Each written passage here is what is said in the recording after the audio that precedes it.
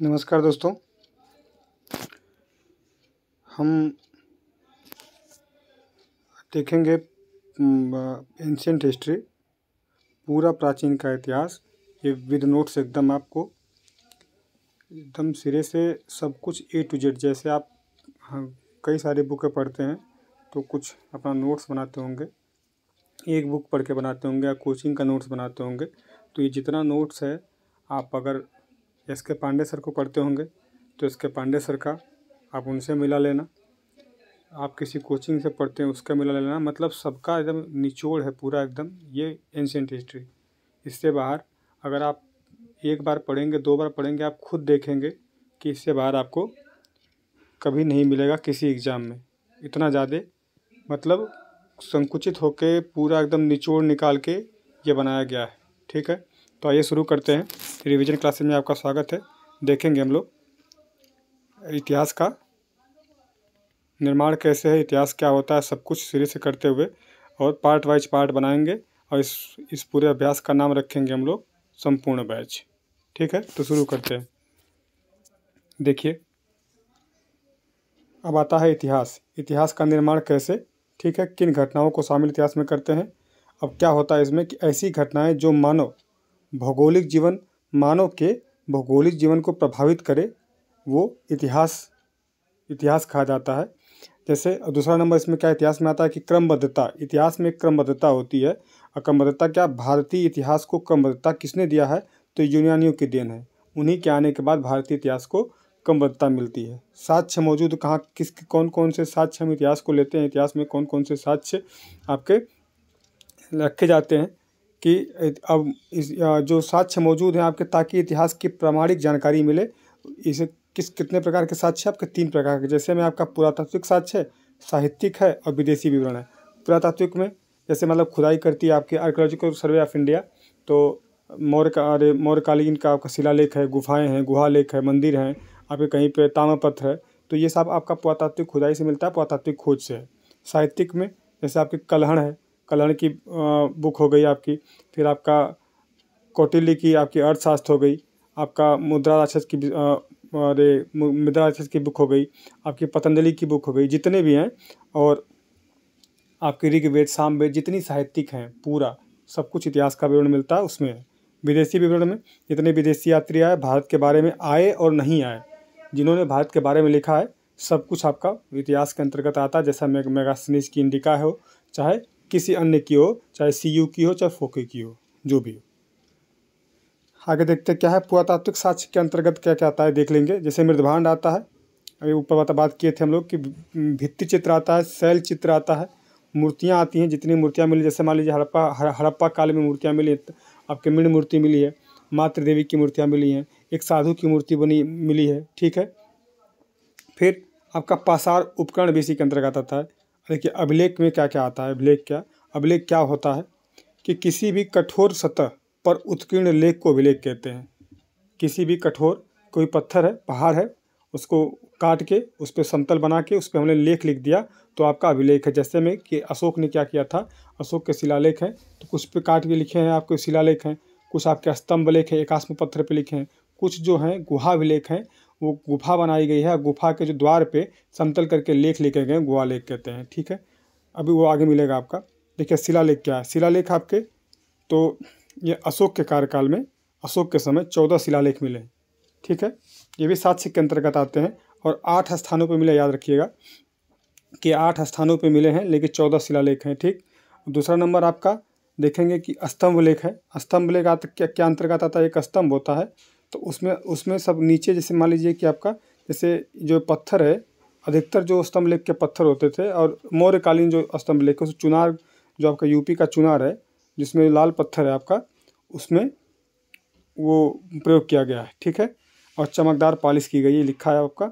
देखेंगे अवांगमुखी कलक, मतलब उल्टा कमल, उस स्तंभ पे उल्टा कमल आप देखेंगे कि ऐसे ऐसे बना रहता है, तो उल्टा कमल, और ऊपरी भाग पे फलक और पशु का आपका जो पशु मूर्ति का चित्र अंकित है, यह सब दिया गया है।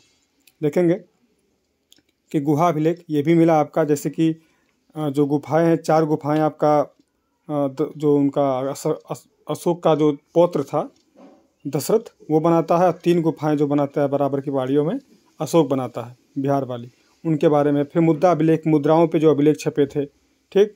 आप देखेंगे ताम्र अभिलेख, बहुत सारे ताम्र अभिलेख मिले हैं, जैसे में कि आपका सहगौरा का ताम्र अभिलेख है, सहगौरा वाला चंद्रगुप्त के समय का है, वो प्रशस्ति है आपका। ऐसे ही पंचमार का आहत के सिक्के हैं, भित्ति चित्र हैं जो भीमबेटका में भित्ति चित्र मिले, ये सब आपके पुरातात्विक साक्ष्य के अंतर्गत आ जाते हैं। अब साहित्यिक साक्ष्य में देखिए, देखेंगे साहित्यिक साक्ष्य के अंदर धार्मिक साहित्य दो, इसको भी कई भागों में बांटिए, 2 भागों में बांटिए। धार्मिक एक है, धर्मेतर है, धर्म से इतर, ठीक है। एक धर्म से संबंधित है, एक धर्म से इतर है। तो धर्म से संबंधित जो आपका साक्ष्य है, जैसे उसमें वेद आ जाएगा, ऊपर बात की हम लोग, पुराण है, महाभारत है, महाभारत के अंतर्गत आपका अंदर उसके मतलब हिस्सा है आपका भगवत गीता है, रामायण है, कुरान है, बाइबिल है, सारे जितने हैं आपके धार्मिक हैं। अब आपका धर्मितर जैसे राजतरंगी कलहड़ की बात किए थे हम ऊपर, कौटिल्य के अर्थशास्त्र की बात किए थे, अभिज्ञान शाकुंतलम कालिदास जी के रघुवंश से हरिश्चरित है, ठीक है। वाग्दत्ता बहुत सारी हैं।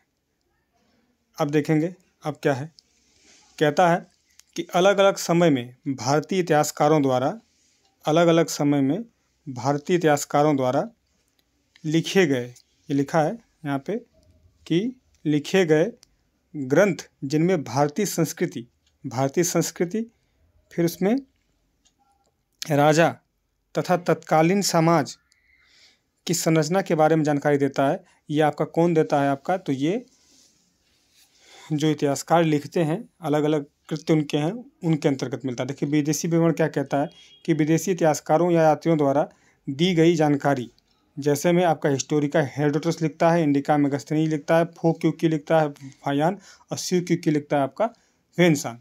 ये ऊपर बात हो चुकी है, ये सब विदेशी विवरण के अंतर्गत आते हैं।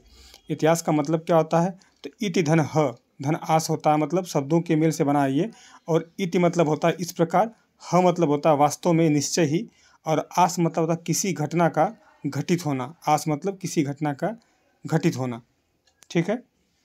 अब देखिए परिभाषाएं कौन क्या देता है कि अतीत में की घटनाओं का अध्ययन इतिहास कहलाता है, अतीत की घटनाओं का क्रमबद्ध अध्ययन ये भी इतिहास कहलाता है, फिर अतीत की घटनाओं का क्रमबद्ध अध्ययन जिसके साक्ष्य मौजूद हों ये भी इतिहास कहलाता है, और क्या है, अतीत की घटनाओं का वर्तमान की घटनाओं के साथ क्रमबद्ध अध्ययन जिसके साक्ष्य मौजूद हों आपका क्या कहलाता है, इतिहास कहलाता है। देखिए अब ये आप पूरा ये जो भूमिका थी, भूमिका खत्म हुई, हम देखेंगे नवपाषाण काल।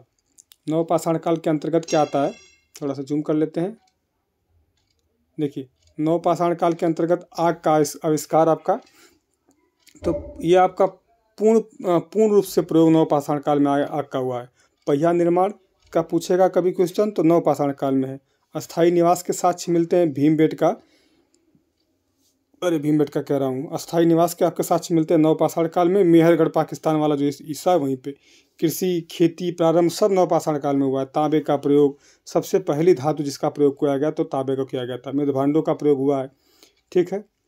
अब देखिए कुछ काल हैं और आपके स्थलों के नाम हैं, देखते हैं क्या है।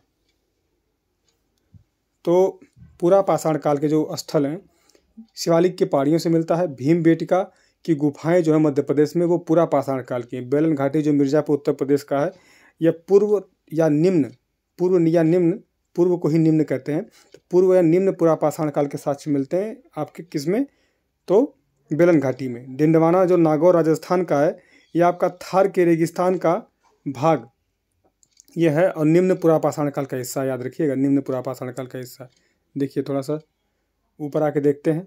देखिए सब इम्पोर्टेंट ये है, पूछा जाता है आपका मध्य पाषाण कालीन में जो बागौर राजस्थान भीलवाड़ा जगह है आपका, यहाँ पे 2 जगह है, आदमगढ़ मध्य प्रदेश, दोनों जगह, ये दोनों जगह प्राचीनतम पशुपालन के साक्ष्य मिलते हैं। ये बहुत इंपॉर्टेंट है, ये कई बार पूछा है, वेरी वेरी इंपॉर्टेंट, ठीक है।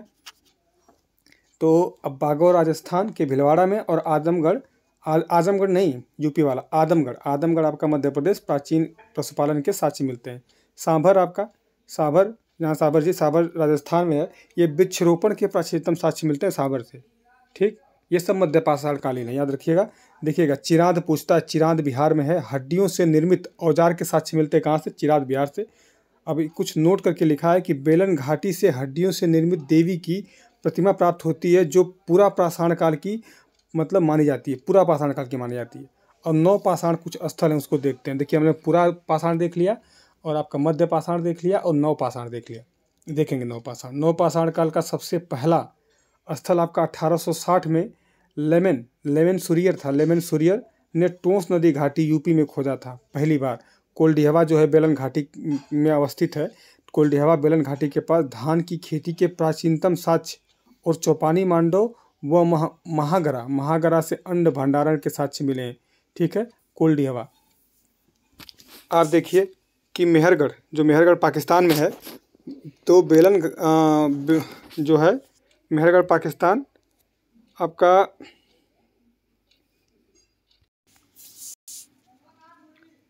मेहरगढ़ पाकिस्तान का देखें हम लोग कि ये बोलन नदी किनारे कृषि के प्राचीनतम साक्ष्य आपके और गेहूं के भी प्राचीनतम साक्ष्य यहीं मेहरगढ़ से मिले। याद रखिएगा, भैंस के साक्ष्य मिले आपके यहीं से।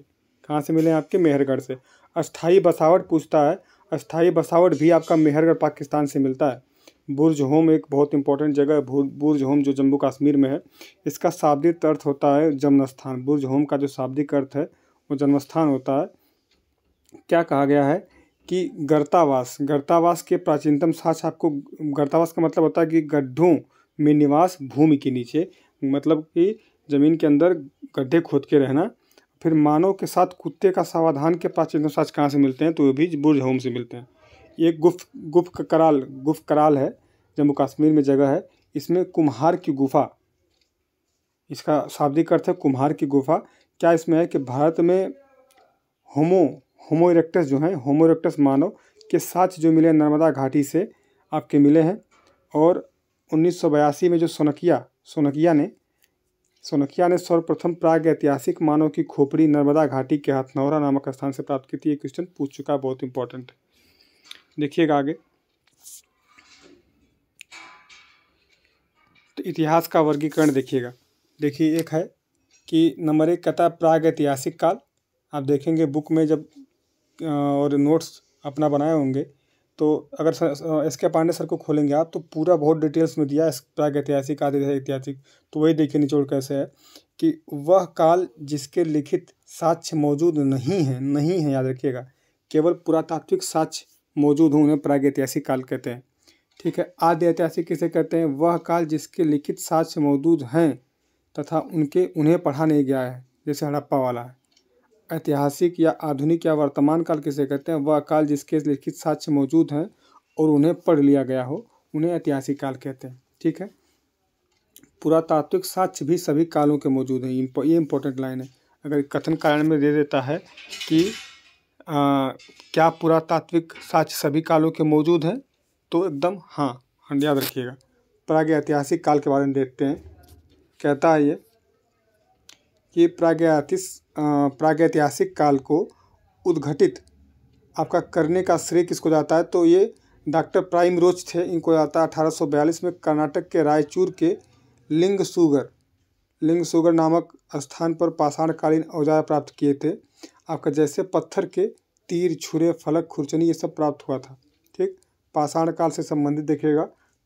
पत्थरों का युग, पाषाण मतलब पत्थरों का युग है। औजारों की बनावट के आधार पर 3 मतलब भागों में इसको विभाजित किया गया है। कौन कौन से? तो पाषाण नाम जुड़ गया है आपका, तो पूरा पाषाण हो गया, नवपाषाण हो गया आपका। और देखिए यहाँ पे पूरा पाषाण, मध्य पाषाण और नवपाषाण। तो पूरा पाषाण के अंतर्गत आता है निम्न पाषाण, निम्न पूरा पाषाण। तो इसमें क्या है कि आदिम मानव की उत्पत्ति है अफ्रीका महाद्वीप में। इन्हें ऑस्ट्रेलोपिथेकस कहते थे। ठीक है, मध्य पूरा का पाषाण काल इसी में आता है। ये क्रम कभी कभी लगाने को पूछता है। उच्च पूरा पाषाण, निम्न सबसे पहले आएगा, निम्न फिर मध्य फिर उच्च वाला आएगा, उच्च वाला। ठीक, इसके बाद आपका मध्य आता है, फिर नवपाषाण आता है। देखिए लिखा है कि इस काल के मानव, जो आदिम मानव, दयनीय और यायाव घुमक्कड़ थे, शिकार करके जीवन यापन करते थे। औजार का आकार बहुत बड़ा था, इंपॉर्टेंट है, याद रखिए। ये आपका 1863 में रॉबर्ट बुश जो थे उन्होंने खोजा था। समूह में निवास नहीं करते थे, केवल उपभोक्ता थे। ये को केवल उपभोक्ता थे, आग से परिचित भी नहीं थे। याद रखिएगा, ये लिखा ना, आग से परिचित भी नहीं थे। अब देखिए ये खत्म हो गया आपका मध्य पाषाण। देखते हैं कि मानव समूह में निवास करना प्रारंभ किया था। ठीक है, ये यायावर जो जिंदगी थी इसको त्याग के मानव जो मध्य पाषाण काल में समूह में निवास करना प्रारंभ किया और पशुपालन करना शुरू किया, तभी तो आपका समूह में रहेगा। कुत्ता पहला पालतू पशु था। आजमगढ़, आदम आदम आजम नहीं, आदम ऊपर बताएं। आदमगढ़ जो एमपी है, कहाँ यूपी लिख दिया है, एमपी में, और बागौर जो है आपका राजस्थान, ये दोनों जगह आपके ये पशुपालन के साक्ष्य प्राप्त होते हैं। औजारों का जो आकार छोटा हुआ, मतलब जैसे जैसे काल घटता गया औजारों को छोटा बनाया गया। सूक्ष्म पाषाण काल, माइक्रोलिथिक्स कहते हैं इन्हें। औजारों की बनाने की पद्धति क्या होती है, तो उसे फ्लूटिंग कहते हैं। ठीक है। मध्य पाषाण जो औजार हैं आपका, उन्हें ये आपका माइक्रोलिथिक्स कहा गया था। मृतक संस्कार प्रचलित हो गया यहाँ पे, मृतक का संस्कार, और संस्कार संक्रमणकालीन काल कहा गया है। दोनों मतलब आपका पुराना भी चलता रहा, नया आपका कालीन, नई पद्धतियाँ आती रही। ठीक। नवपाषाण देखते हैं। देखिए नवपाषाण क्या कहता है कि नवपाषाण काल जो है, आग का आविष्कार पूर्ण रूप से प्रयोग हुआ, पहिया का निर्माण हुआ, अस्थायी निवास, अब वो पाकिस्तान से मिला आपका, कृषि के पश्चात तांबे का प्रयोग, पहली धातु हुई, मृद भांडों का प्रयोग हुआ। ठीक है। अरे वो दोबारा रिपीट हो रहा था, देखिए यहाँ से वो रिपीट हो गया था कि अन्य आपके महत्वपूर्ण तथ्य क्या हैं। रिपीट हो रहा था, हमको लग रहा है, हाँ रिपीट हो रहा था ये। अन्य महत्वपूर्ण तथ्य क्या है आपके कि पूर्व पाषाण, इसे निम्न पाषाण कहते हैं। ये कालीन उपकरण के दो भागों में बांटा गया। एक चॉपर चॉपिंग था, इसे पेबुल संस्कृत कहते थे। क्वेश्चन आईएएस में पूछ चुका है। हस्तकुठार संस्कृत को, ये आपका मद्रास में साक्ष्य इसके मिलते हैं। सर्वप्रथम उपकरण आपके पंजाब की सोहन घाटी में, यहाँ लिखा है सोहन घाटी में, पाकिस्तान में 1928 में आपका डीएन वाडिया ने खोजा है। ठीक है, इंपॉर्टेंट है ये। देखिए पेबुल का मतलब क्या होता है कि पानी के बहाव में रगड़ खाकर गोल मटोल व सपाट हुए पत्थर के टुकड़े को पेबुल कहते हैं। चॉपर मतलब गणासा होता है। पेबुल से निर्मित बड़े आकार वाले उपकरण जिनके ऊपर एक ही और फलक निकालकर धार बनाई जाती है, वो चॉपर कहलाते हैं। चॉपिंग क्या होता है, तो एक खंडक होते हैं। ठीक है, खंडक होते हैं। पेबुल देखिएगा, पेबुल दोनों तरफ, पेबुल के जो पेबुल मतलब समझ गए ना आप, ये गोल पत्थर है, इसके दोनों तरफ, ये इधर भी धार हो गई, ये इधर भी धार हो गई, तो ये चॉपिंग हो गया। दोनों तरफ किनारों को छिलकर धार बनाया जाता था, तो ये चॉपिंग कहलाता था। इधर दोनों तरफ धार हो गई तो चॉपिंग है, और एक तरफ धार हो गई तो आपका गणासा। गणासा भी गांव में प्रचलित है। सिंधु घाटी सभ्यता आ गया, पूरा चैप्टर उधर खत्म। अब तक विश्व में 4 प्रमुख सभ्यताएं प्रकाश में आई हैं। जैसे मेसोपोटामिया की सभ्यता, ये दजला फरात नदियों के बीच आपका प्राप्त होती है। दजला फरात नदियों के मध्य आपका। फिर मिस्र की सभ्यता आपका नील नदी के किनारे, और सिंधु सभ्यता आपका सिंधु नदी के किनारे। चीनी सभ्यता वांग हो या पीली नदी कहते हैं, इनके किनारे आपका मिलती है। देखिए सिंधु सभ्यता का, इसकी लिपि जो है आपका भाव चित्रात्मक है। इसे चित्राक्षर भी कहते हैं, चित्रात्मक भी कहते हैं। जो पहली लाइन लिखी है आपकी, दाएं से बाएं लिखी है, पूछा है, इंपॉर्टेंट है। जो एक एक लाइन है बहुत ज़बरदस्त है कि दाएं से बाएं, पहली लाइन दाएं से बाएं है, दूसरी लाइन जो है आपका बाएं से दाएं है। जैसे मतलब कि अगर पहली लाइन है आपका तो दाएं से बाएं है, तो दूसरी आपका बाएं से दाएं, फिर दाएं से बाएं, जैसे ये लिखा है, देखिए ऐसे बनाया गया ना, ऐसे। तो इसे क्या कहते हैं, इसीलिए इसका नाम क्या है, सर्पिलाकार लिपि। गौमूत्र, जैसे गाय पेशाब करते हुए ऐसे से चल जाती है, तो गौमूत्र लिपि आपका। फिर बुस्टोफेडन कहते हैं। इसमें म और स भी लगा सकते हैं। ठीक है, जिससे बुस्टोफेदम, बुस्टोफेदस सब कह सकते हैं। नोट क्या लिखा है, बहुत इंपॉर्टेंट है, देखिएगा।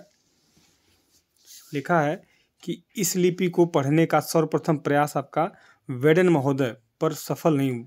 ये सफल नहीं हुए, तो सबसे पहले इस लिपि को आपका वेडन प्रयास करते हैं, सफल नहीं होते हैं। प्रथम भारतीय जो थे आपके, जो इसका पढ़ने का प्रयास करते, नटवर झा। ठीक है, ये भी असफल थे। इस लिपि में आपका 64 मूल चिन्ह है, जबकि 250 से 400 आपके बीच चित्राक्षर मिले हैं, लेकिन अभी तक पढ़ा नहीं गया है। देखिए कुछ और है कि संधव सभ्यता जो है आपकी, लिपि के साक्ष्य हमें हड़प्पा के जो कब्रिस्तान है, एच नाम दिया गया कब्रिस्तान का, से प्राप्त हुआ है। साथ ही धौलावीरा से प्राप्त सूचना पट्ट है, वहाँ से प्राप्त, वह अन्य स्थानों से मोहरों और मृदभांडों से भी देखी गई, मतलब देखने को मिलता है, जो चित्राक्षर हैं। देखिएगा आगे लिखा है कि सिंधु घाटी सभ्यता का अतीत क्या है। सर्वप्रथम 1826 में चार्ल्स मैसन नाम के थे। ये 1826 में इन्होंने क्या कहा था, भारत में हड़प्पा नामक प्राचीनतम का वो बताया था, लेकिन 1842 में देखिए लिखा है, एक बार ध्यान से देखिएगा कि सर्वप्रथम 1826 में चार्ल्स मेसन ने, यहाँ लिखा ना ये 1842 में प्रकाशित अपने लेख द्वारा भारत में हड़प्पा नामक प्राचीनतम नगर होने का उल्लेख किया। ये इंपॉर्टेंट है, चार्ल्स मेसन उनका नाम है, ठीक है। अब कहता है 1834 में बर्नेस ने भारत में एक नदी के किनारे प्राचीनतम ध्वस्त किले होने की बात कही थी, लेकिन 1851 और 53 में अलेक्जेंडर कनिंघम ने हड़प्पा के किले का सर्वेक्षण किया था, लेकिन इसके महत्व को नहीं समझ पाया था। 1856 में जो कनिंघम हड़प्पा के किले का मानचित्र जारी करता है, ठीक है। आगे देखिएगा, 1856 में कराची से लाहौर मुल्तान जो था आपका रेलवे लाइन बिछाते समय जॉन बर्टन, इंपॉर्टेंट है, और विलियम बर्टन दोनों भाई थे के आदेशों से हड़प्पा के टीले से पहली बार कुछ ईंटें निकाल दी गई और इस प्रकार यह सभ्यता प्रकाश में आई। इंपॉर्टेंट है ना, ठीक। अब देखिएगा, लिखा है कि जो कनिंघम ने 1861 में कैनिंग के समय भारतीय पुरातत्व विभाग की स्थापना की। क्वेश्चन पूछ चुका है, आप घटना चक्र उठाइएगा, कोई भी बुक उठाइए, उसमें देखिएगा, जो प्रीवियस क्वेश्चन पेपर देख लीजिए। फिर आपका कनिंघम को भारतीय पुरातत्व का जनक कहा जाता है। 1881 में कनिंघम ने एक बार पुनः हड़प्पा के टीलों का सर्वेक्षण किया था, यहाँ से कुछ मोहरें प्राप्त की। 1899 से 1905 के दौरान कर्जन भारत के गवर्नर जनरल और वायसराय के रूप में भारत आया था। अब तो आता है, ये तो क्या करता है, वायसराय के रूप में भारत आया था। 1904 में भारतीय पुरातत्व सर्वेक्षण विभाग की स्थापना करता है। इंपॉर्टेंट देखिए क्या है कि जब ये पूछेगा, देखिए यहाँ लिखा है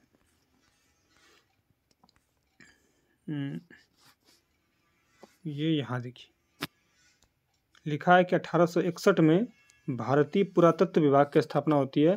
और आपका जब आता है कर्जन, तो कर्जन क्या करता है, भारतीय पुरातत्व सर्वेक्षण विभाग की स्थापना करता है 1904 में, ठीक है। 1861 याद करिएगा, 1904, ठीक है। क्यों इसकी स्थापना क्यों की गई कि भारत में प्राचीन स्थल इमारत के संरक्षण व सर्वेक्षण का प्रारंभ किया था। इसके जो प्रथम महानिदेशक बनाया, किसको बनाया था, जॉन मार्शल को बनाया था। कौन बनाया था, कर्जन। ये पूछ चुका है क्वेश्चन। अब देखिए कि जॉन मार्शल के निर्देशन में 1920-21 में राय बहादुर दयाराम साहनी, इनका पूरा नाम है, ने हड़प्पा के नगर को पूर्ण रूप से प्रकाश में लाकर इसका उत्खनन किया। इस प्रकार हड़प्पा सभ्यता प्रकाश में आई थी। इस सभ्यता हेतु 3 नाम प्रयोग किया गया था, सिंधु सभ्यता, सिंधु घाटी सभ्यता और हड़प्पा सभ्यता। सबसे पहले जॉन मार्शल ने यह नाम दिया था, आपका क्या दिया था, सिंधु सभ्यता। 1931 से 32 के दौरान साप्ताहिक समाचार पत्र द लंदन वीकली में यह नाम प्रकाशित हुआ था, सिंधु सभ्यता का नाम। देखिए, सिंधु घाटी सभ्यता डॉक्टर रफीक मुगल ने दिया था। अब हड़प्पा सभ्यता का नाम प्रथम उत्खनित क्षेत्र के आधार पर वर्तमान नाम आपका हड़प्पा रखा गया था, ठीक है। अब देखिएगा आगे, कहता है कि सिंधु घाटी सभ्यता का विस्तार भारत, पाकिस्तान और अफगानिस्तान, सबसे कम स्थल अफगानिस्तान में, सर्वाधिक अब भारत में हो गए हैं, ठीक है। पहले पाकिस्तान था, लेकिन अब भारत में सर्वाधिक स्थल गुजरात में है। और क्षेत्रफल पूरे हड़प्पा सभ्यता का पूछेगा तो 12,99,600 वर्ग किलोमीटर, वर्तमान में 18 लाख वर्ग किलोमीटर हो गया है, ठीक है। अब देखिए ये मैप है, वैसे भारत बना के देख सकते हैं, लेकिन ऐसे आप देखिए कि सबसे नॉर्थ में जो आपका हड़प्पा सभ्यता का स्थल है तो मांडा है, जो जम्मू कश्मीर में है, जिला अखनूर में। इंपॉर्टेंट है, अभी तक नहीं पूछा लेकिन पूछ लेगा। अखनूर जैसे वहाँ के चिनाब नदी के किनारे, ठीक है। अगर आप दक्षिण में पूछता है तो दैमाबाद महाराष्ट्र में, जिला पूछेगा तो अहमदनगर में है, नदी पूछेगा तो प्रवरा गोदावरी की सहायक नदी है, ठीक है। फिर पश्चिम में आते हैं, पश्चिमी सुतकांगेडोर है, ये सबसे पश्चिमी स्थल है, बलूचिस्तान में है। दास्क नदी या इसे दास्त नदी कहते हैं। पूर्वी स्थल पूछेगा तो आलमगीरपुर है, आलमगीरपुर मेरठ में हिंडन नदी के किनारे में, बहुत इंपॉर्टेंट है, ठीक। आगे देखिए, कुछ क्षेत्र हैं राज्य और पूरा स्थल। देखिए क्या, अफगानिस्तान में आपका मुंडीगाक सोर्तगोई अफगानिस्तान में है, बहुत इंपॉर्टेंट है। यह दोनों स्थल संपूर्ण सिंधु सभ्यता के उत्तरतम बिंदु माने जाते हैं, सबसे उत्तरतम बिंदु माने जाते हैं। संपूर्ण मतलब पूरी सभ्यता जोड़ेंगे तो। बलूचिस्तान में कौन कौन से हैं, तो आपका मेहरगढ़ है, राणा घुंडई है, सुतकांगे डोर है, सोतकाको है, बालाकोट है, क्वेटा घाटी है, कुल्ला या कुल्ली घाटी है, आपका डावरकोट। ये कहाँ है, आपके बलूचिस्तान में। ये इंपॉर्टेंट है, ये आपको पूछता है। सिंध प्रांत में कौन कौन सा है, तो अली मुराद है, मोहनजोदड़ो है, आमरी है, कोटतीजी है, चनहुदड़ो है। ये कहाँ है, आपका सिंध प्रांत में। पंजाब प्रांत जो पाकिस्तान का है, रामान डेरी है, आपका जलीलपुर है, हड़प्पा है, डेरा इस्माइल खान है, ठीक। और आपका देखेंगे जो पंजाब भारत वाला हिस्सा हमारा है, उसमें रोपड़ है, आपका संघोल है, चक्र 86 है, बाड़ा है। कहाँ पे है ये, आपका पंजाब। हरियाणा में कुनाल है, मिठाथल है, राखीगढ़ी है, बनावली है, आपका भर्राना है, ठीक है। देखिए राजस्थान में हमारे भारत में कालीबंगा है, बालाथल है, बेंगीकोट है जो थार के मरुस्थल में, आलमगीरपुर ये यूपी में है, बड़ा गांव यूपी में है, हुलास यूपी में है। गुजरात में लोथल है, धौलावीरा, रंगपुर, रोजदी, प्रभासपत्तन, सुरकोतड़ा, देसलपुर, भगतराव, नागेश्वर, करीम शाही। फिर जो नवीनतम है केक है कोटला भादली। कोटला भादली हाल ही में खोजा गया, जिसे 2020 में डेयरी के साक्ष्य मिले आपके कोटला भादली से। देखिए कुछ कि हाल ही में 3 नए क्षेत्र बेंगीकोट थार मरुस्थल में, करीम शाही आपका कोटला भादली गुजरात में, ये करीम शाही कोटला भादली गुजरात में, ये 3 क्षेत्र नए खोजे गए। आगे देखिए लिखा है कि सिंधु घाटी सभ्यता में पाए जाने वाली प्रजातियां, ठीक है, कौन कौन सी 4 प्रकार की प्रजातियों के साक्ष्य मिले, ठीक। लिखा है प्रोटो ऑस्ट्रेलाइड, भूमध्य सागरी, अल्पाइन और मंगोलियन। भूमध्य सागरी में जो द्रविड़ हैं सर्वाधिक साक्ष्य मिलते हैं इनके, अतः इन्हें सैंधव सभ्यता का निर्माता माना जाता है। किन्हें, भूमध्य सागरी द्रविड़ को।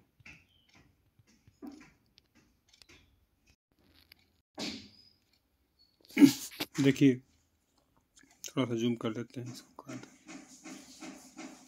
कि सैंधव सभ्यता भारत की प्रथम नगरी कांस्य युगीन सभ्यता मानी जाती है। इंपॉर्टेंट है कि सिंधु सभ्यता का अगर क्रमवार पूछता है क्रम, तो बहुत इंपॉर्टेंट है। देखिए जॉन मार्शल ने 3250 से लेकर 2750 ईस्वी पूर्व माना है, जो 3250 ईस्वी पूर्व से आपका 2750 ईस्वी पूर्व तक जॉन मार्शल ने माना। रोमिला थापर जी जो हैं और डॉक्टर ओपी अग्रवाल, रोमिला थापर और डॉक्टर ओपी अग्रवाल आपके ये 2300 से 1750 ईस्वी पूर्व मानते हैं, और कार्बन रेडियो पद्धति के हिसाब से मानते हैं। इस सर्वाधिक ये आपका जो है इसे सबसे नवीनतम और सबसे सही मानते हैं इसको, ठीक है। अर्नेस्ट मैके 2800 ईसा पूर्व से 2500 मानते हैं। माधव स्वरूप वत्स आपका 35 ईसा पूर्व से 27 ईसा पूर्व मानते हैं, ठीक है, 3500 से। फिर एनसीईआरटी 2500 ईसा पूर्व से 1800 मानती है। रेडियो कार्बन पद्धति C14 जो 2350 से लेके 1800 ईसा पूर्व, ठीक। सर्वाधिक आपका प्रमाणित मत है जो आपका 2350 से लेके 1750 या 2300 से 1750 से सर्वाधिक आपका प्रमाणिक माना जाता है, जो रोमिला थापर जी दी हैं। ऊपर देखें रोमिला थापर जी वही दी हैं 2300 से 1750। देखिए विलियम जो बिलियर्ड्स FDB है, शिकागो का, ये बिलियर्ड्स FDB 1949 में संसार की प्रत्येक वस्तु में कार्बन के 2 अणु C12 C14 सीसा धातु को छोड़कर, ठीक है, खोज किया था। पहली बार लकड़ी पर लकड़ी पर स्वीडन में देवदार के वृक्ष पे जो 10,000 वर्ष पुराना, इसका पता लगा था। किसने लगाया था, बिलियर्ड्स ने C कार्बन पद्धति की खोज की थी, ठीक है। इसमें कुछ देख लेते हैं कि सजीव अवस्था में आपका जो ये है ना C12 C14, तो जब मृत हो जाते हैं ये दोनों बराबर रहते हैं, सजीव रहता है। अगर वो मृत होता है तो C12 स्थिर रहता है और C14 में कमी होती है, यही आपका बताता है। और ये क्वेश्चन पूछ सकता है कि 5730 वर्ष बाद जो कार्बन C14 की मात्रा घटकर आधी रह जाती है, इसी प्रकार इसी आधार पर प्राचीनतम वस्तुओं की आयु ज्ञात की जाती है, ठीक। हड़प्पा का जो प्रथम जानकारी है 1826 में, ऊपर देखें चार्ल्स मैसन ने दिया था, जो अपने 42 में प्रकाशन करता है, ठीक। देखते हैं हड़प्पा की खोज व उत्खनन 1921 में दयाराम साहनी कहाँ पे किया था? पंजाब प्रांत के पाकिस्तान के मोंटगोमरी जिला में किया था। नदी कौन थी आपकी? रावी नदी के बाएं तट पे। वर्तमान जो नाम है इसका पूछता है वो साहिवाल में है वर्तमान नाम। और हड़प्पा का जो 3 बार उत्खनन हुआ, इंपॉर्टेंट है, याद रखिएगा कि हड़प्पा का उत्खनन 3 बार हुआ। 1921 में पहली बार हुआ, दयाराम साहनी किए हैं। 1926 में माधव स्वरूप वत्स किए हैं और 1946 में जो मार्टिन व्हीलर करता है। इंपॉर्टेंट है ये, ठीक। ये तो PDF दोबारा बनाना पड़ेगा हमको लग रहा है, देख लीजिए, बता देते हैं, फिर दोबारा PDF बना लेंगे कभी। लिखा है कि हड़प्पा नगर को 2 भागों में विभाजित किया गया था, 2 भागों में। जो पहला है हड़प्पा नगर में पश्चिमी टीला है आपका, इसे दुर्ग टीला भी कहते हैं, और आपके ये नदी के पेटे में स्थित है, नदी के पेटे में, ठीक है। और जो पूर्वी टीला है आपका, लिखा पूर्वी टीला, इसे नगर टीला भी कहते हैं, नगर टीला, ठीक है। इसे निचला नगर भी कहते हैं। सामान्य जनता का निवास स्थान कहाँ करती थी? यहीं करती थी, ठीक। अब यहाँ जो पश्चिमी टीला है, प्रशासनिक वर्ग के लोग रहते थे, निवास करते थे। मार्टिन व्हीलर जो था, इसे माउंट एबी की संज्ञा दिया है। ये हमारी नदी है, ये नदी है, देखिए यहाँ पे कैसे बनाता है, देखिए नदी है। और इसमें जो है ये आपका ये दुर्ग टीला है, तो ये नदी के पेटे में स्थित है। तो ये आपका, और ये मजदूरों का बैरक बनता था। ये श्रमिक का निवास ऐसे बीच में, एकदम बीचों बीच चबूतरा बना था। इसमें ये तो निकासी यहाँ से, मतलब द्वार है। प्रशासनिक भवन स्थित है, सभा भवन यहाँ बना हुआ है, देखिए। और छः की पंक्तियों में लिखा ना, 6 की पंक्तियों में आपका धान्य जो, गेहूँ जौ के प्रथम साक्ष्य मिले यहाँ पे। 12 अन्नागार बनाए गए थे, 12 अन्नागार, इंपॉर्टेंट है ये, ठीक। और इसी को माउंट एबी कहा, देखिए यहाँ लिखा है ना, इसको मार्टिन व्हीलर तो माउंट एबी कहा था। देखिए जो बीच में चबूतरा है, तो महिलाओं को धान साफ करने के लिए ईंट निर्मित चबूतरा था। ये सीढ़ी भी बनी थी, ये सारा इंपॉर्टेंट है। चबूतरा बीच में बना था, ये सार्वजनिक कार्य पुरुष के लिए बनाया गया था। देखिए इनके जो थे सड़कें आपकी, ये सड़क है, ये ग्रिड पद्धति बनाती थी, ग्रिड पद्धति, ठीक। ये गलियाँ होती थी, गलियों में इनके दरवाजे जो रोड पे नहीं खुलते थे, याद रखिएगा। देखिए आगे कि जो कब्रिस्तान है, अब हड़प्पा सभ्यता में एक कब्रिस्तान का नाम 837 रखा गया है, एक कब्रिस्तान का नाम H रखा गया है। और दक्षिण दिशा में एक कब्रिस्तान स्थित है, याद रखिएगा। सैंधव लिपि के साक्ष्य कहाँ से मिला? आपका H वाले से मिला है। जो हड़प्पा नगर नियोजन, ये देखिएगा, टीला दुर्ग का साक्ष्य, देखिए जो लिखा था, अब इसमें ध्यान से पढ़िएगा। लिखा है कि 6 की पंक्तियों में कुल 12 अन्नागार प्राप्त हुए हैं। यह अन्नागार धान्य कोठार थे। संपूर्ण सैंधव सभ्यता की लोथल के जो गोदीबाड़े के बाद दूसरी सबसे बड़ी सार्वजनिक स्थल के रूप में मानी जाती है। ये बिल्डिंग जो है सबसे बड़ी इमारत है ये, ठीक। यहाँ से गेहूं और जौ के प्रथम साक्ष्य भी मिलते हैं। उत्तम किस्म के अगर जौ के साक्ष्य पूछता है तो बनावली हरियाणा से प्राप्त होते हैं। अगर प्रथम साक्ष्य पूछता है जौ का, तो आप कहाँ से मारेंगे? तो हड़प्पा के, आपके सैंधव, यहाँ से हड़प्पा से मानेंगे, ठीक है। और लेकिन पूछेगा आपका कि उत्तम किस्म के अगर जौ के साक्ष्य, तो हरियाणा बनावली इसमें। दुर्ग टीले से प्रशासनिक वर्ग के भवन, श्रमिक आवास और आपका मजदूर बैरक के साक्ष्य भी मिलते हैं, ठीक। अब देखिए नदी के पेटे में कुछ नाव के भी साक्ष्य मिले हैं। दुर्ग टीले के सामने ईंट का वर्गाकार, गोलाकार, वृत्ताकार जो है चबूतरा मिला है। और देखिए क्या लिखा है कि मुख्य सड़क एक दूसरे को समकोण पर काटती थी, जिसे ऑक्सफोर्ड सर्कस पद्धति कहते थे। इसे ग्रिड पैटर्न भी कहा जाता था, ठीक। अब देखिए थोड़ा धुंधला है, वैसे दिख रहा होगा। तो लिखा है कि नगर से प्राप्त साक्ष्य, थोड़ा सा जूम कर लेते हैं, PDF इसको नया बना देंगे अगली वीडियो में। नगर से प्राप्त साक्ष्य आपका, तो लिखा है कि जन सामान्य के निवास स्थल था ये, ठीक है। घरों के दरवाजे आमने सामने गलियों में खुलते थे। संपूर्ण सैंधव सभ्यता में आपका लोथल एकमात्र ऐसा स्थल था जिसके घरों के दरवाजे मुख्य सड़क की ओर खुलते थे, ठीक है। इंपॉर्टेंट है ये।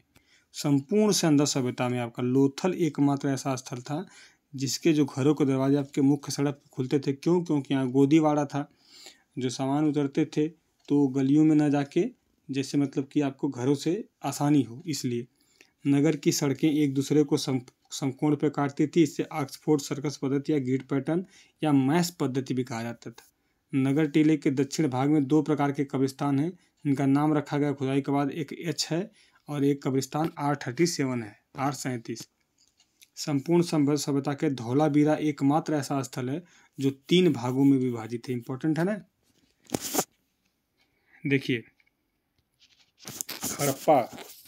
हड़प्पा को यहाँ लिखा है, हड़प्पा को ऋग्वेद में हरियुपिया कहा गया। हरियुपिया हड़प्पा से प्राप्त अन्य अवशेष स्त्री के गर्भ से निकलते हुए वृक्षों की मृण मूर्ति, जिसमें हड़प्पा वासियों ने पृथ्वी देवी की उर्वरा की संज्ञा दी है। इंपॉर्टेंट है कि नहीं। अब देखिए यहाँ लिखा है कि पीतल की इक्का गाड़ी का और शंख निर्मित बाका बैल के साक्ष्य मिलते हैं। अब देखिए लिखा है कि प्रसाधन मंजूषा कांसे का दर्पण भी हड़प्पा से मिला है। सर्वाधिक अभिलेख युक्त मोहरें प्राप्त हुई हड़प्पा से। ठीक है। अब देखिए सीपी पैमाना हड़प्पा से मिला है। मानव के साथ बकरे का सावधान कहाँ से मिला है, तो आपका हड़प्पा से मिला है। नरकबंद जो आपका प्रशस्त्र बिना धड़ की पाषाण मूर्ति प्राप्त हुई है। अब ये मोहनजोदड़ो के बारे में देखते हैं। हड़प्पा खत्म, मोहनजोदड़ो। देखिए मोहनजोदड़ो मतलब होता है मृतकों का टीला। इसका अर्थ है लरकाना प्रांत आपका सिंध प्रांत पाकिस्तान में है। देखिए सिंध का नखलिस्तान, और 1922 में राखालदास बनर्जी इसकी खोज किए थे और उत्खनन करवाया था। यह सिंधु नदी के दाहिने तट पर स्थित है। मोहनजोदड़ो की सबसे बड़ी इमारत कौन सी है? अन्नागार है। यहाँ का सबसे बड़ा सार्वजनिक स्थल बृहद स्नानागार है। स्नानागार इसका धार्मिक महत्व था, ऐसा इतिहासकारों ने लिखा है। जॉन मार्शल ने इसे तत्कालीन विश्व की आश्चर्यजनक निर्माण व विराट वस्तु की संज्ञा दी है। किसने दिया है? जॉन मार्शल ने। इंपॉर्टेंट है। लिखा है कि चारों ओर जल संग्रहण हेतु टैंक बने थे और यहाँ से 8 बार उजड़कर 9वें बार बसने वाले शहर के साक्ष्य मिलते हैं, जिसके 7 क्रमित स्तर मिट्टी के गाज से प्राप्त होते हैं खुदाई में। देखिए जो स्नानागार है, स्नानागार आपका 39 फीट, देखिए 39 फीट लंबा लिखा है ना, 39 फीट लंबा, और आपका 23 फीट चौड़ा। ठीक है। 8 फीट गहरा, और हर जगह ये पानी निकासी के देखिए साधन बने हैं। पानी निकासी, पानी खराब ना हो। ठीक, बहुत इम्पोर्टेंट। यहाँ सीढ़ियाँ बनी थी उतरने के लिए। सामूहिक स्नानागार है ये, सामूहिक स्नान के लिए। देखिए लिखा है कि मार्शल ने तत्कालीन विश्व का लिखा है स्नानागार का जो महत्व का धार्मिक आयोजन, ये ऊपर सब बता चुके। आइए देखते हैं। यहाँ लिखा है कि मोहनजोदड़ो से एक दाढ़ी मूछ युक्त पुरोहित राजा की प्रतिमा का मतलब प्राप्त होती है। पशुपतिनाथ की मोहर कहाँ से प्राप्त होती है? जॉन मार्शल ने इसे आद्यतम शिव की संज्ञा दी है। पशुपतिनाथ की जो मोहर प्राप्त हुई है, इसके चारों ओर जो गेंडा, हाथी, भैंसा, व्याघ मतलब बाघ का अंकन है। ठीक है। इंपॉर्टेंट है। ये 4 पशु हैं, इनको याद रखिएगा, क्योंकि कुछ दूसरा नाम दे के आपको पूछ सकता है। मोहर का निचला हिस्सा जो टूटा हुआ है, जहाँ 2 हिरण उत्कीर्ण किए गए हैं। कुल 7 जीव दिखाए गए हैं। पाकिस्तान ने मोहनजोदड़ो पुरातत्व का जो चित्र है वो 10 रुपए के नोट पे जारी किया है। ठीक। मोहनजोदड़ो से प्राप्त अवशेष देखिए। कांसे की नृत्यरत आपकी नारी की प्रतिमा है। इंपॉर्टेंट है। महाविद्यालय भवन के साक्ष्य मिले हैं। सभागार मिला है आपका। मोहनजोदड़ो सूती वस्त्र मिला है। मंगोलियन पुजारी का सिर मिला है। घोड़े के दांत का साक्ष्य मिला है। ताबे गलाने की भट्टी मिली है, और आपका हाथी के कपाल मिला है। कहाँ से मिला है सब? तो मोहनजोदड़ो से मिला है। ठीक है। ये कपाल खंड मिला है, ऊनी वस्त्र मिले हैं, इत्यादि सब मिला है।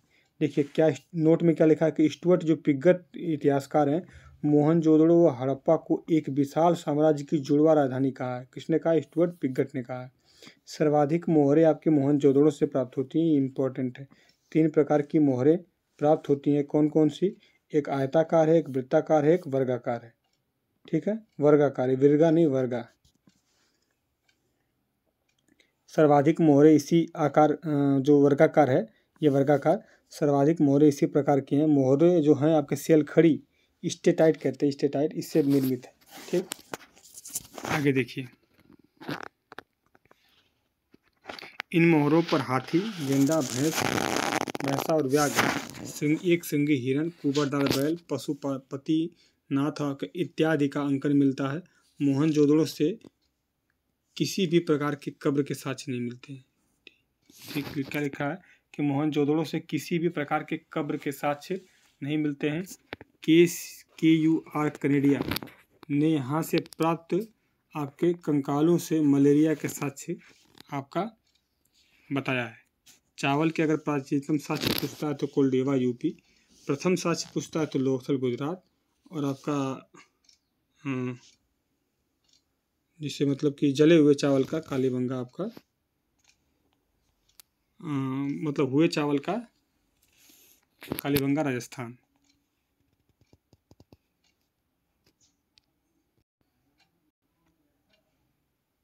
तो ये जले हुए चावल है ना, जले हुए चावल है, जले हुए चावल बोले भी हैं, जले हुए चावल। चनहुदड़ो देखिए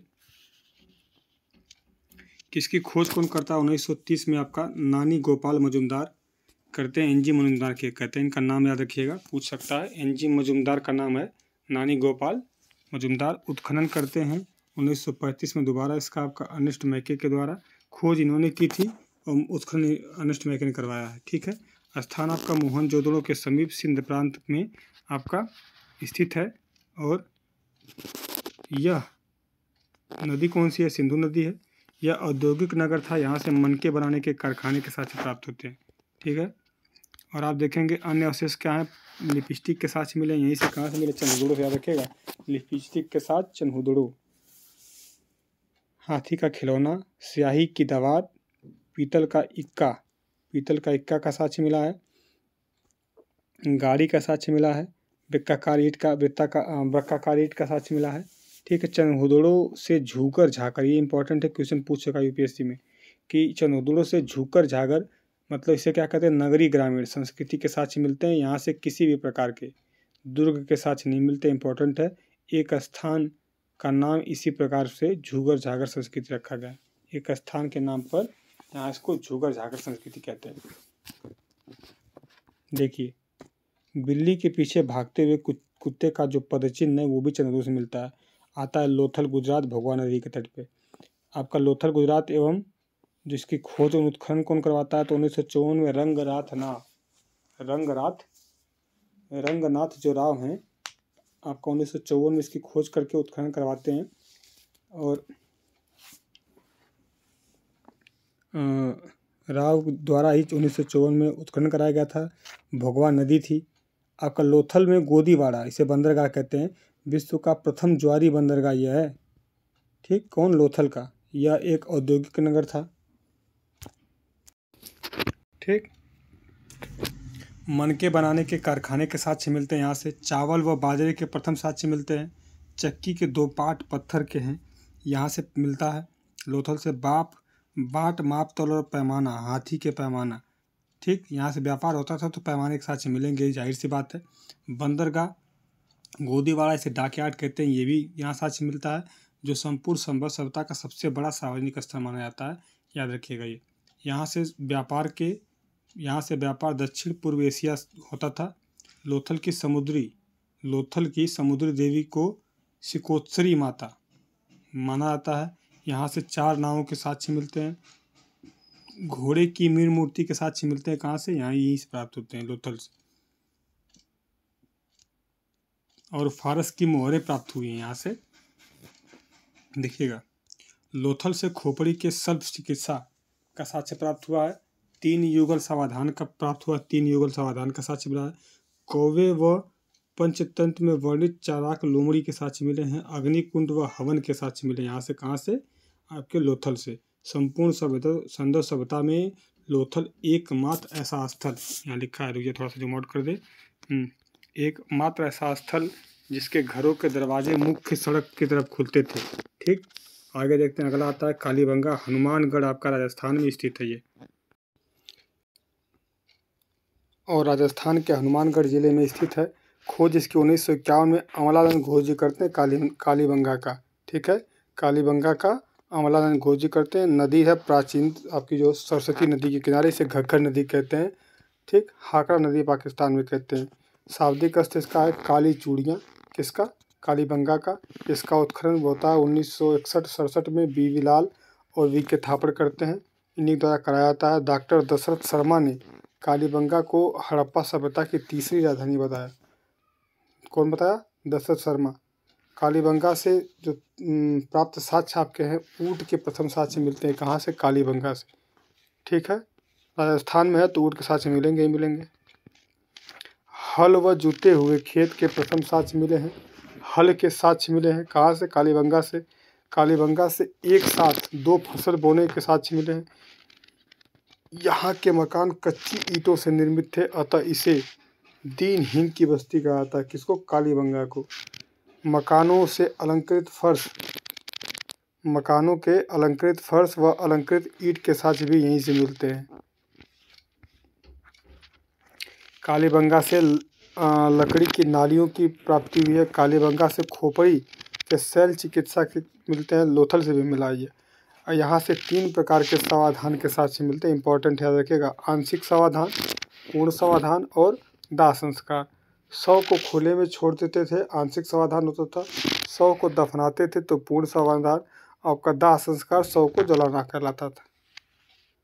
देखिएगा, कालीबंगा जो है, कालीबंगा से विश्व के प्रथम भूकंप के साक्ष्य मिलते हैं। कहाँ से? कालीबंगा से। और लगभग 2100 ईसा पूर्व के आसपास आया होगा। कौन सा ये भूकंप? कालीबंगा से बेलनाकाल मुहर मिली है, जो कि उसके मेसोपोटामिया के साथ व्यापारिक संबंधों को दर्शाता है।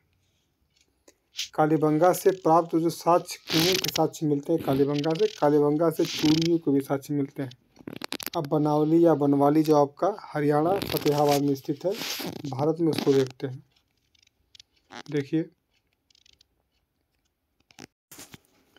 देखिए कि इसकी खोज रविंद्र सिंह बिष्ट ने की थी, बनवाली की।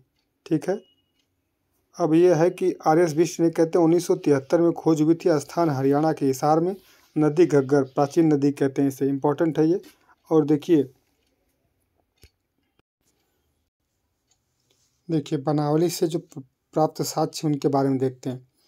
उत्तम किस्म के जौ के साक्ष्य हम लोग ऊपर पढ़े हैं। प्रथम साक्ष्य पूछता है तो हड़प्पा से।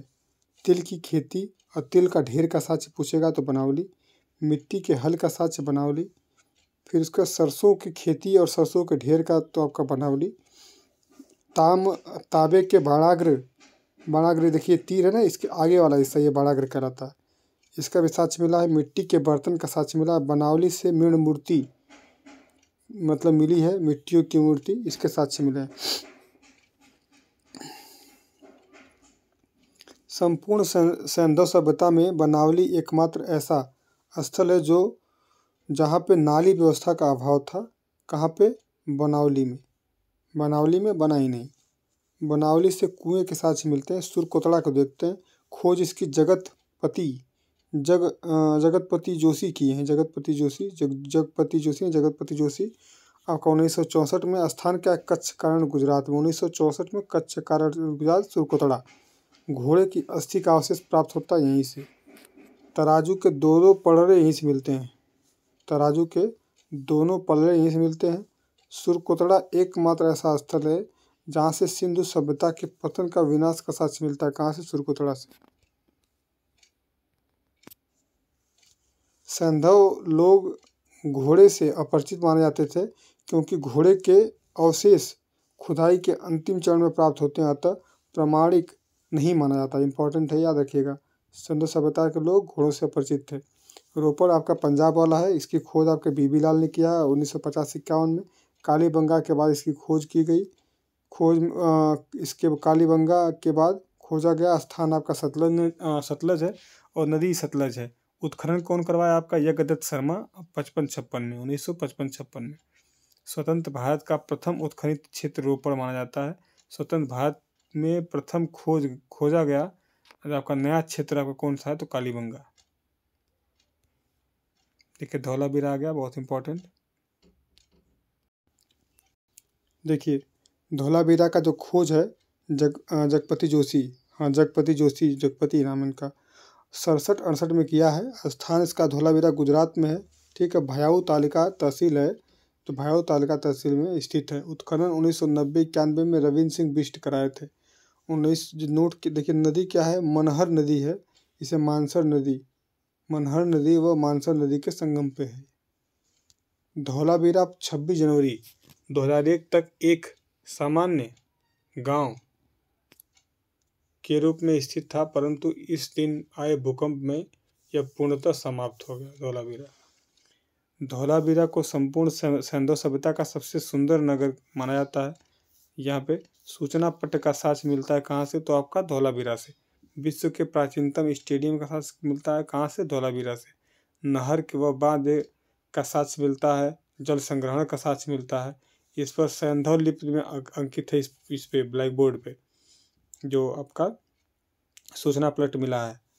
अब देखेंगे कि संपूर्ण सैंधव सभ्यता धौलावीरा एकमात्र स्थल है जहाँ 3 भागों में विभाजित है। ऊपर हम लोग पढ़ चुके हैं। अब ये 3 भागों में जो विभाजित है वो देख लेते हैं। लिखा है, एक मिनट, हाँ,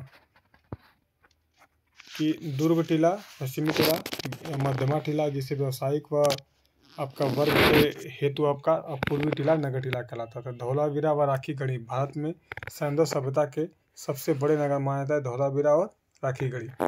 संभवतः यह राजधानी क्षेत्र रहे होंगे। डॉक्टर दशरथ शर्मा ने कालीबंगा को तीसरी राजधानी कहा है।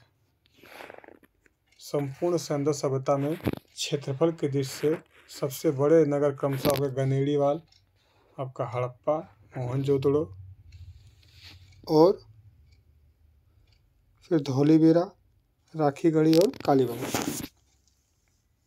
गनेड़ीवाल, हड़प्पा, मोहनजोदड़ो और धौलावीरा, राखीगढ़ी, कालीबंगा। देखिए, जनघनत्व के आधार पर पूछता है तो सबसे बड़े नगर आपका मोहनजोदड़ो हो जाएगा, फिर हड़प्पा, फिर गनेड़ीवाल, आपका धौलावीरा, राखीगढ़ी और कालीबंगा। देखिए, हरियाणा में कुनाल से चांदी के मुकुट को प्राप्त होते हैं आपका। ठीक है, और देखेंगे कि हरियाणा के भराना में स्वर्ण आभूषण मिले हैं और रोजदी गुजरात में आपका हाथी के अवशेष मिले हैं। सर्वप्रथम कपास के जो खेती आपका सिंधु सभ्यता में यूनानियों द्वारा खेती के साथ आपके जो यहाँ पे सिंधन कहा था, सिंधन। देखिए, राखीगढ़ी, इसकी खोज आपका डॉक्टर रफीक मुगल करते हैं, वह सूरजभान जी 1969 में करते हैं। स्थान हिसार, हरियाणा। और उत्खनन आपका कब होता है, खोज तो 69 में, उत्खनन होता है 97-98 में, अमरेंद्र नाथ द्वारा किया था। यह यहाँ से मातृ देवी अंकित एक लघु मुद्रा प्राप्त हुई है। आलमगीर यूपी देखते हैं। आर्थिक जीवन इसका क्या है, कृषि और विदेशी व्यापार। कालीबंगा से बेलनाकार मोहर, मेसोपोटामियन से व्यापार, लोथल में फारस की मोहर और लोहे से अपरिचित, तलवार का से अपरिचित, गाय से अपरिचित, गाय से मतलब गौ माता से अपरिचित। आयातित वस्तुएं क्या थी, तो टिन मंगाते थे सब ईरान, अफगानिस्तान से, और चांदी भी यहीं से मंगाते थे। सोना मंगाते थे अफगानिस्तान, बलूचिस्तान व दक्षिण भारत व कर्नाटक से। तांबा आपका खेतड़ी, राजस्थान, लिखा है खेतड़ी, राजस्थान और बलूचिस्तान से। सेल खड़ी राजस्थान, गुजरात और बलूचिस्तान में मिलती थी। सिंधु सभ्यता के लोग 9 प्रकार की फसल उगाते थे। फसल काटने के लिए पत्थर के हंसिया का प्रयोग करते थे। ठीक है, अब ये चैप्टर समाप्त हुआ। देखेंगे हम अगला चैप्टर, वैदिक सभ्यता। ठीक, तब तक के लिए वीडियो देखें, अगर अच्छी लगती है तो कमेंट करें और ज़्यादा से ज़्यादा शेयर करें। और टेलीग्राम लिंक दिया है डिस्क्रिप्शन में, और जाकर टेलीग्राम ग्रुप में जुड़ें। ठीक है, धन्यवाद, जय हिंद। वीडियो अच्छी लगी ज़रूर बताइएगा। अगला चैप्टर हमारा होगा वैदिक सभ्यता।